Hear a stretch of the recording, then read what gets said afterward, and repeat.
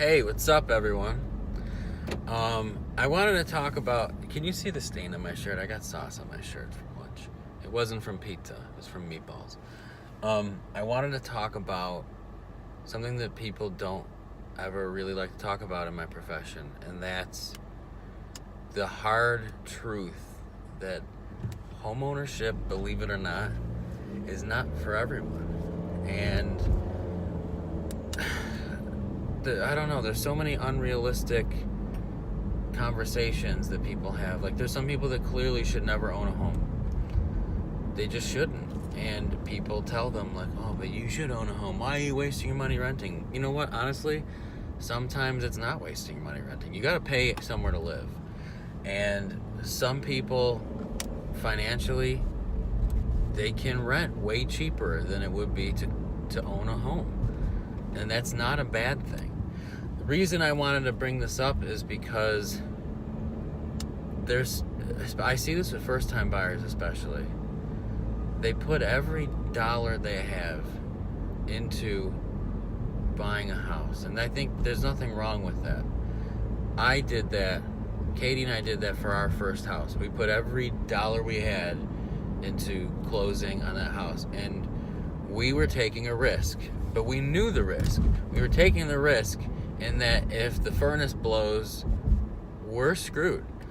But we knew that was a risk. And I'll have conversations with people and they'll be like, well, the hot water tank's 15 years old. I don't want to buy the house because if that goes, I'm not going to be able to afford it. And here's the point I want to make. If that's the situation you're in, and that's the type of fear that you have, you either have to accept, yeah, that could happen, and I'm going to figure out how to deal with it, or you shouldn't be buying a house. Because even if the hot water tank is new, it could still go tomorrow. And not only could it happen, any homeowner will tell you, if you think it might happen, it does happen. Shit happens all the time that you can't predict. Katie and I, in the house that we're in right now, when we bought it, the hot water tank was 3 years old. Less than a year and a half later, the tank just blew. It blew one day. That was not anything we had expected to happen. It's not like we put money aside thinking, well, we're going to have to replace the hot water tank. That stuff happens.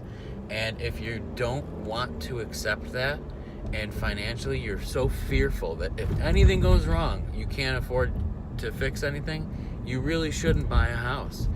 Same thing with people's monthly payments.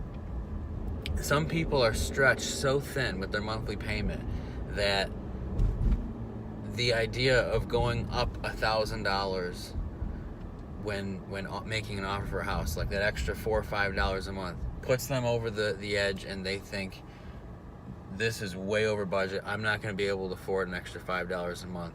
I'm going to be so poor. Well, another thing you got to think about, taxes are always going to go up. They may not go up tomorrow, but eventually your payment is probably going to increase little by little. Or if it's a huge reassessment like what happened in Amherst, it might jump up a couple $100. And again, if you don't do your due diligence and look into that stuff, and an extra $100 a month is going to put you out on the street, you really need to think about that. Buying a house might not be for you. So that's all I have to say.